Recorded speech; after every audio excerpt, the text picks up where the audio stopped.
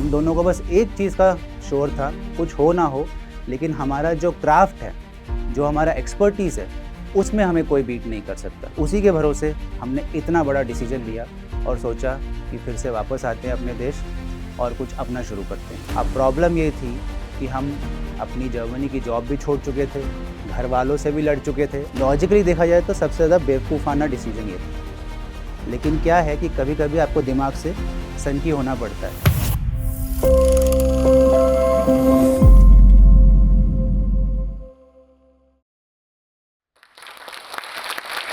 नमस्कार, मेरा नाम डॉक्टर राहुल चौधरी है। मैं फाउंडर हूँ the formula RX skin care brand का।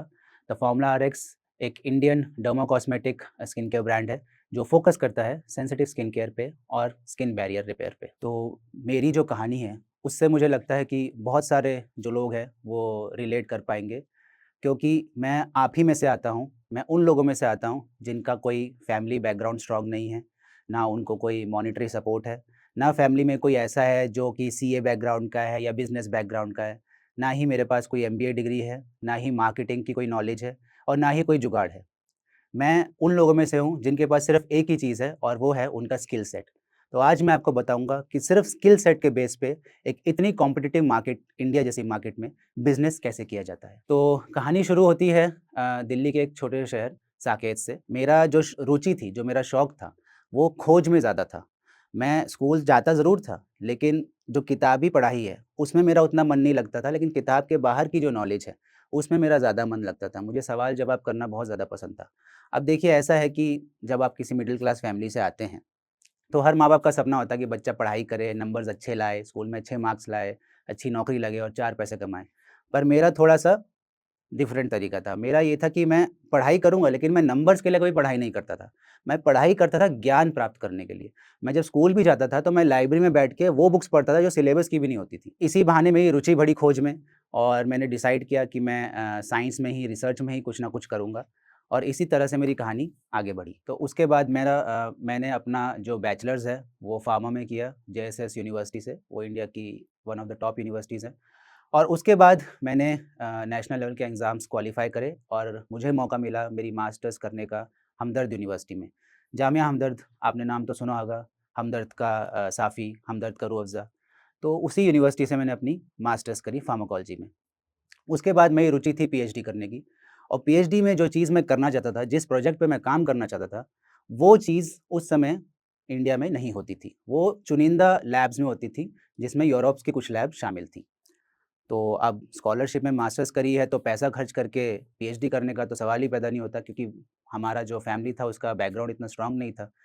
तो फिर मैंने सोचा चलो 1 साल मैं जॉब करता हूँ। तो मैंने जॉब करी, मैंने 1 साल जॉब करी जिसमें मैंने बायोलॉजिस्ट की तरह भी काम करा एक कंपनी में और उसके बाद मैंने एज़ अ लेक्चरर भी काम किया, जिसमें मैं बच्चों को, कॉलेज के बच्चों को फार्माकोलॉजी पढ़ाता था। फिर मैंने एक जर्मन स्कॉलरशिप प्रोग्राम में अप्लाई किया। मेरा प्रोजेक्ट जो मैंने लिखा था वो उसमें सेलेक्ट हुआ और उसके बाद इंटरव्यू में मुझे बुलाया गया और मैंने इंटरव्यू राउंड को क्रैक किया।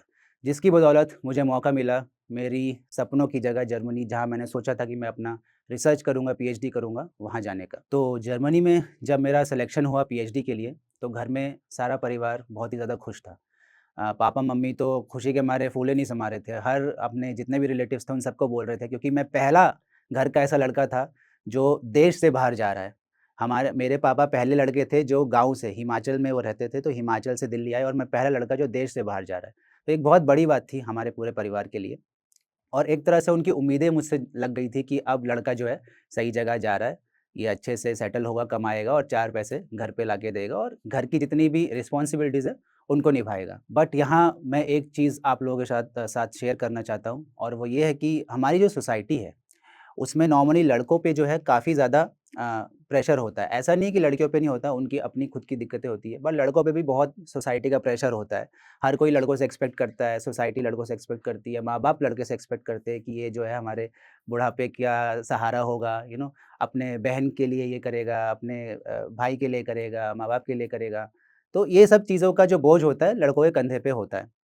तो उनको लगा था कि अब ये करेगा परिवार के लिए, बट उन्हें क्या पता था कि आगे जाके, इवन मुझे भी नहीं पता था कि आगे जाके परेशानियाँ कम नहीं ज़्यादा होने वाली हैं। तो अब मैं जर्मनी आ चुका था और जो मुझे चाहिए था, जो मेरा सपना था, वो पूरा होता हुआ दिख रहा था। मैं वो सब चीज़ें कर पा रहा था जो मैंने सोचा था। सब कुछ प्लान के हिसाब से चल रहा था, सब कुछ अच्छा चल रहा था, सब कुछ ठीक चल रहा था, रिसर्च चलना शुरू हो गई थी। और उसी दौरान 1 साल बाद एक और नए कैरेक्टर का आगमन मेरी ज़िंदगी में होता है और वो कैरेक्टर है आज जो प्रेज़ेंट मेरी वाइफ़ हैं और को-फाउंडर मेरे ब्रांड की, डॉक्टर शौतोभिषा मुखर्जी। तो उनसे मैं मिला था जर्मनी में, तो वो मुझसे 1 साल जूनियर थी, वो पीएचडी कर रही थी केमिस्ट्री में और फर्स्ट टाइम मैं उनसे मिला था वॉलीबॉल कोर्ट में, बहुत ख़राब वॉलीबॉल खेलती हैं। तो जब मैं उस कोर्ट में गया तो मैं उन पे बहुत चिल्लाया था कि किस लड़की को ले आए हो आप, खेलना नहीं आता इसको। तो हमारा पहला इंटरैक्शन ही लड़ाई वाला था। हम दोनों एक-दूसरे को बिल्कुल शक्ल देखना भी पसंद नहीं करते थे। बहरहाल हम दोनों एक-दूसरे से जब मिलने लगे तो एक-दूसरे को समझने लगे और धीरे-धीरे हम दोनों को एक-दूसरे से प्यार हो गया और फिर हमने सोचा भई शादी भी कर ही लेते हैं, क्योंकि भई कल का पता नहीं, लड़की इधर-उधर हो जाए तो। तो इसीलिए मैंने सोचा कि अब जो हमारे बॉस हैं घर के, मेरे पिताजी, उनकी जो है एक्सेप्टेंस लेना बहुत ज़रूरी है और ये बहुत ही मुश्किल काम था क्योंकि हमारा घर जो है वो थोड़ा-सा कंज़र्वेटिव टाइप का है। तो अब शौतोभिषा जो है वो एक बंगाली है और मैं दिल्ली का लड़का और मेरे माँ-बाप जो है हिमाचल से हैं। तो एक नॉन हिमाचली बंगाली लड़की थोड़ा-सा उनके लिए अटपटा था। काफ़ी मुश्किल हुई मुझे शुरुआत में बट किसी तरह से मैंने उन्हें पटा-पुटा के थोड़ा-सा समझा-बुझा के सेटल कर दिया और हमारी शादी हो गई। तो शादी हो चुकी थी और हम दोनों फिर वापस जर्मनी आए अपना कोर्स कंप्लीट करने के लिए और कोर्स कंप्लीशन के दौरान ही हमें जॉब के ऑफ़र्स आने लगे। 2-3 जॉब के ऑफ़र्स ऐसे आए थे जिनमें 1 करोड़ पर एनम की सैलरी हमें मिल रही थी। हमने तब तक कोई जॉब ऑफ़र एक्सेप्ट नहीं किया था, रिजेक्ट भी नहीं किया था, पेपर वर्क चल रहा था। तो उस दौरान क्रिसमस की छुट्टियाँ थी यूरोप में और मेरी जो वाइफ़ हैं, उनको स्किन केयर, कॉस्मेटिक्स इसका बहुत ज़्यादा शौक है। तो वो शॉपिंग करने गई थी, तो मैं भी उनके साथ चला गया था।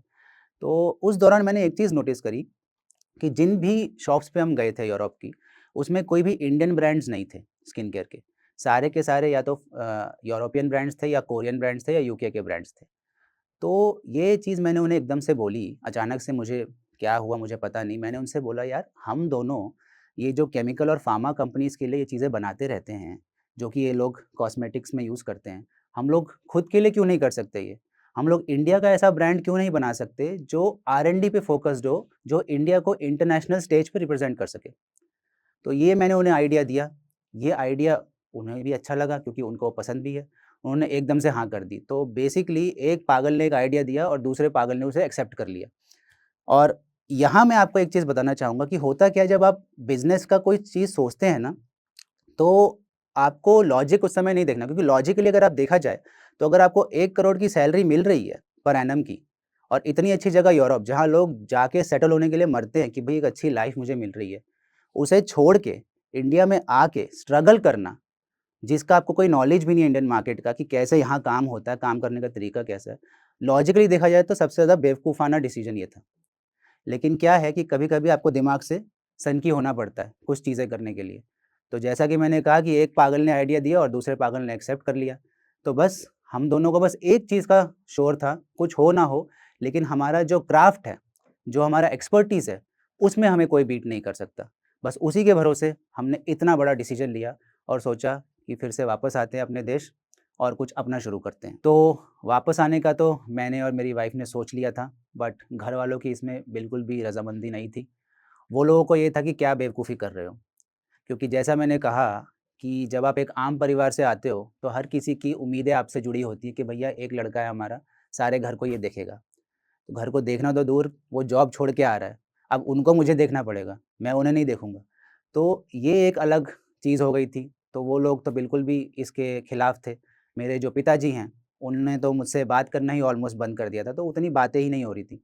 बट एक ज़िद थी और एक जुनून था कि खुद का कुछ करना है, इसलिए हम दोनों फिर वापस आए अपने ज़िद के कारण।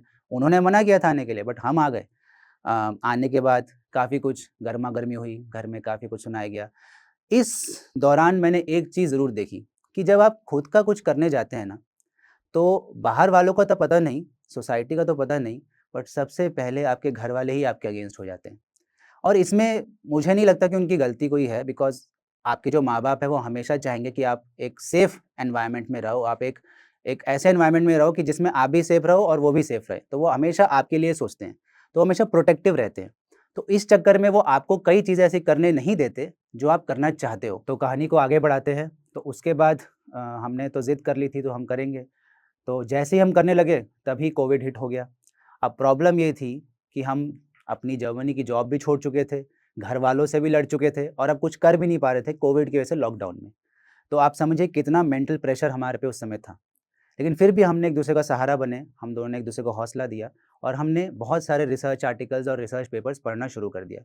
और उसी दौरान हमने एक इंस्टाग्राम हैंडल बनाया और उस इंस्टाग्राम हैंडल के थ्रू हम लोगों को जो स्किन केयर और कॉस्मेटिक की जो साइंस है, जो इंग्रीडिएंट की साइंस है, उसकी नॉलेज देना शुरू हमने कर दी। उसमें बहुत सारे डर्मेटोलॉजिस्ट और साइंटिस्ट विदेश से, ना कि देश से, विदेश से हमें फॉलो करने लग गए थे और बहुत सारे नॉर्मल जो लोग हैं जिनको इस चीज़ में रुचि है, वो भी फॉलो करने लग गए थे और उसी दौरान उनसे इंटरैक्शन करते-करते हमें पता चला कि एक्चुअल में इंडिया में स्किन केयर का इश्यू इतना ज़्यादा क्यों है और क्यों लोगों को इतना स्किन के कंसर्न्स होते हैं। बहरहाल उसके बाद कोविड ख़त्म हुआ। हमारी फ़ॉर्मुलेशंस तो हमने बना ही रखी थी। हमें लगा था कि हम किसी थर्ड पार्टी मैन्युफैक्चरर से इसे बना लेंगे, जैसा कि नॉर्मली इंडिया में होता है। मोस्ट ऑफ द ब्रांड्स जो है वो थर्ड पार्टी से ही बनवाते हैं। तो हमने सोचा हम भी बनवाते हैं क्योंकि एक खुद का मैन्युफैक्चरिंग सेटअप करना फ़ीज़िबल नहीं था हमारे लिए क्योंकि उतना हमारा बैकग्राउंड, हमारा उतना सोर्स नहीं था। तो उतना मॉनेटरी सपोर्ट भी नहीं था। तो हमने सोचा चलो ठीक है थर्ड पार्टी के पास जाते हैं, बट वहाँ जाके हम लोग सैटिस्फाई नहीं हुए। इंडिया में आज भी थर्ड पार्टी मैन्युफैक्चरिंग की हालत बहुत ख़राब है। मोस्टली लोगों को या तो नॉलेज नहीं है इन चीज़ों की या फिर वो जो बनाते हैं वो सेम ही चीज़ बना रहे हैं जो 10 ब्रांड्स को बेच रहे हैं। तो वो हमारी चीज़ को रेप्लिकेट नहीं कर पा रहे थे, उसे बना नहीं पा रहे थे। और मुझे आज भी याद है उनमें से किसी एक थर्ड पार्टी मैन्युफैक्चरर ने तो मुझे यहाँ तक कहा था कि सर ये इंडिया है, यहाँ पे गंजे को कंघी बेचो, अब कहाँ ये सब इनोवेशन में चले गए हो? और उसने मुझे ये सब आइडिया दिए थे कि आप एक काम करो सर, आप 100% alcohol free, 100% chemical free, 100% organic in सब चीज़ों का सहारा लेके कस्टमर को बेचो। तो अब मैं एक साइंस बैकग्राउंड से आता हूँ और हार्डकोर साइंस बैकग्राउंड से आता हूँ और मैं हमेशा फैक्ट्स की बात करता हूँ। तो मुझे ऐसा लगा कि ये चीज़ अगर मैं भी करूँगा तो मेरा वहाँ से यहाँ आने का क्या मतलब हुआ? अगर मैं भी ये चूहे की रेस और रैट रेस में अगर मैं फँस जाऊँगा, तो मेरा साइंटिस्ट होने का क्या फ़ायदा हुआ?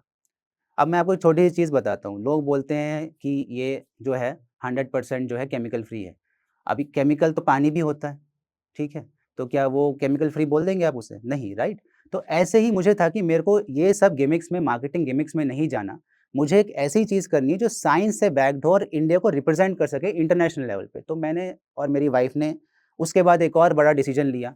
हमने सोचा भई ये सब तो नहीं चलेगा, तो हमें खुद ही कुछ करना पड़ेगा। हमने जो भी हमारी जमा पूँजी थी, जो भी हमने कमाया था 10 लाख रुपए के आस-पास, वो हमने पूरा का पूरा इन्वेस्ट कर दिया एक मैन्युफैक्चरिंग यूनिट बनाने में। एक किराए पे छोटी-सी जगह ली, थोड़ी-सी मशीन्स खरीदी और एक छोटा-सा अपना मैन्युफैक्चरिंग यूनिट बनाया, जिसकी बदौलत हम इन हाउस ही आर-एन-डी और इन हाउस ही मैन्युफैक्चरिंग करना हमने शुरू कर दिया। हमको ऑलमोस्ट 2 साल लगे, 2019 में हम आए थे और 2021 में हमने अपना ब्रांड लॉन्च किया। तो हमें 2 साल लगे आके अपना खुद का ब्रांड लॉन्च करने में। तो इस स्टोरी के थ्रू, इस चीज़ के थ्रू मैं आपको ये बताना चाहता हूँ कि अगर आपका जो मोटिवेशन है, वो ये है कि मुझे पैसा कमाना है, इसलिए मुझे बिज़नेस करना है, तो मत आना बिज़नेस में। क्योंकि बिज़नेस में पहले दिन से आप पैसा नहीं कमाओगे, बहुत टाइम ऐसा होगा पैसा खोओगे। आपको अपने एम्प्लॉइज़ को पैसा देना पड़ेगा, खुद बिना पैसे के रहना पड़ेगा, एम्प्लॉइज़ से ज़्यादा काम करना पड़ेगा। तो अगर आप ये सोच के आ रहे हो बिज़नेस में कि मैं फ्री हो जाऊँगा, मैं रिलैक्स हो जाऊँगा, मैं अपना बॉस खुद होऊँगा और मेरे पास पैसे होंगे, तो वो सोच के आप कभी मत आइए। आपका पहला मोटिवेशन हमेशा जो होना चाहिए बिज़नेस में आने का, ये होना चाहिए कि मैं ऐसा क्या करूँ, जो बाकियों ने ना किया हो? क्या मैं कुछ ऐसा कर सकता हूँ या मैं उनसे कुछ बेटर कर सकता हूँ? तो ही आप बिज़नेस में आइए और आपको अपने स्किल सेट पे बिल्कुल भरोसा होना चाहिए। अगर आपका स्किल शार्प नहीं है, तो पहले आप उसे शार्प करिए, इतना शार्प करिए कि उसके बाद जब आपका एक ऐसा पॉइंट आ जाए कि आपको लगे यार इस चीज़ में मुझे कोई नहीं हरा सकता, तब आप उसे शुरू करिए, ना कि पैसे के लिए। पैसा एक बाय प्रोडक्ट है, जब आप करने लगोगे, जब पहला 1 साल बाद, 2 साल बाद आपको आपका पहला ट्रांज़ैक्शन दिखेगा, तो ऑटोमैटिकली वो मोटिवेशन बन जाएगा काम करने के लिए। लेकिन पहले कभी मत करिए, अगर आपका बैकग्राउंड एक साधारण है तो। तो हमने बिज़नेस की शुरुआत करी, 2021 में हमारा ब्रांड लॉन्च हुआ और काफ़ी ज़्यादा उसके लिए हमें सपोर्ट मिला, हमारे प्रोडक्ट्स लोगों को बहुत पसंद आने लगे और इसी दौरान हमारे कई सारे बड़े-बड़े ब्रांड्स जो थे, उन्होंने हमारे प्रोडक्ट्स को कॉपी भी करना शुरू कर दिया, जिसका मतलब था कि हमारे प्रोडक्ट्स काम कर रहे हैं। आप इंडिया में होता यही है कि कोई आप इनोवेटिव चीज़ लाओ तो 10 लोग उसे कॉपी करने लग जाते हैं। बहरहाल लेकिन ओरिजिनल ही होता है। ख़ैर उसके बाद हम लोगों ने पहले ही साल में प्रॉफ़िट बनाना शुरू कर दिया। छोटे स्केल पे ही सही। तो पहले साल में हमारा जो रेवेन्यू था वो 2 करोड़ हुआ था, फिर अगले साल वो 6 करोड़ हो गया था, फिर 8 करोड़, 12 करोड़, इस तरह से हमारा प्रॉफ़िट जो हमारा रेवेन्यू है वो बनता चला गया और हमारी कंपनी आज भी बूटस्ट्रैप्ड और प्रॉफ़िटेबल है। तो इसका श्रेय जो मैं कहूँगा सारा का सारा जाता है हमारे जो इनोवेटिव प्रोडक्ट्स हैं उसको। इसलिए मैं कह रहा हूँ कि आपको आपके स्किल्स पे बिल्कुल भरोसा होना चाहिए, क्योंकि मेरे पास ना तो कोई मार्केटिंग नॉलेज थी, ना ही कोई जुगाड़ था। मेरे पास एक ही चीज़ थी, मेरा प्रोडक्ट अच्छा होना चाहिए और मेरे हिसाब से मार्केटिंग का जितना मुझे समझ में आया है, गुरु मंत्र यही है कि अगर आपका प्रोडक्ट में दम है, तो कस्टमर अपने आप आएगा, आपको उसे बेचने की ज़रूरत नहीं है। तो अगर आपको कोई नॉलेज नहीं है मार्केटिंग की, तो आप सिर्फ़ और सिर्फ़ अपने प्रोडक्ट पे फ़ोकस कीजिए, उसकी क्वालिटी पे फ़ोकस कीजिए। बहरहाल सब कुछ ठीक चलने लगा था, कंपनी प्रॉफ़िटेबल हो रही थी। इसी दौरान मेरे जो पेरेंट्स थे, मेरे जो रिलेटिव्स थे, उनके साथ भी हमारे संबंध बेहतर होने लगे थे। वो हम पे अब पहले जिस चीज़ के लिए वो हमें मना किया करते थे कि ये लड़का तो एकदम डुबा ही देगा हमें, और अब वही लड़का उनके लिए एक सोर्स हो चुका है प्राउड होने का। पहले क्या होता था कि रिश्तेदार ये बातें करते थे कि यार इनका लड़का ऐसा है, वैसा है, या देखो मेरे मेरे घरवाले ये बोलते थे कि देखो उनका लड़का कमा के 4 पैसे दे रहा है, तो बहुत कुछ सुनने को मिलता था। बट आज मेरा ही एग्ज़ाम्पल उन्हें दिया जाता है कि देखो मेरा लड़का है, या ये मेरा भाई है, या मेरा ये कज़न ब्रदर है। तो अब वो मेरा ही एग्ज़ाम्पल देख के वो खुद को शो करते हैं। तो इसके थ्रू मैं आपको ये बताना चाहता हूँ कि जब आप खुद का कुछ कर रहे हों और घर वाले या सोसाइटी वाले आपके अगेंस्ट में हो, तो उसमें बिल्कुल भी अपनी खुशियों को आप क्या कहते हैं बोरे में बंद करके फेंकने की आपको ज़रूरत नहीं है। किसी के लिए सैक्रिफ़ाइस करने की ज़रूरत नहीं है। ये आपकी लाइफ़ है, तो आप ही की चॉइस होनी चाहिए और आप ही का डिसीज़न होना चाहिए, क्योंकि स्ट्रगल आपका होगा। तो अगर आपने उस समय उनकी खुशियों के लिए अपनी खुशियों को दबा लिया, तो ज़िंदगी भर आप पछताएँगे। लेकिन अगर उस समय आपने उन्हें नाराज़ करके अपनी चीज़ करी और पूरे शिद्दत से करी, तो जिस दिन आप कामयाब होंगे ना, वही लोग जिनकी खुशी के लिए आप अपनी खुशी को मारना चाहते थे, वही लोग आपकी खुशियों में अपनी खुशियाँ ढूँढेंगे। तो जोश टॉक जो है, इनका मैं बहुत ज़्यादा आभार व्यक्त करना चाहूँगा, धन्यवाद करना चाहूँगा इनको कि ये ऐसा प्लेटफ़ॉर्म बना रहे हैं मुझ जैसे लोगों के लिए। ऐसे लोग जिन्होंने लाइफ में स्ट्रगल किया है, जिन्होंने लाइफ में कुछ अचीव किया है, हम लोग अपनी स्टोरी आपके साथ शेयर कर सकें, क्योंकि हमारे स्ट्रगल के टाइम पे तो हमें कोई बताने वाला नहीं था कि कैसे चीज़ें की जाती है। लेकिन जोश टॉक के थ्रू जो लोग इन्हें देख रहे हैं, एटलीस्ट उन्हें ये ज़रूर पता चलेगा कि क्या कर सकते हैं और क्या करना चाहिए और क्या नहीं करना चाहिए। तो आई थिंक जोश टॉक एक बहुत ही अच्छा एक इनिशिएटिव जोश टॉक ने लिया हुआ है और अब आशा करते हैं कि जोश टॉक से आपको और भी ज़्यादा सीखने को मिलेगा।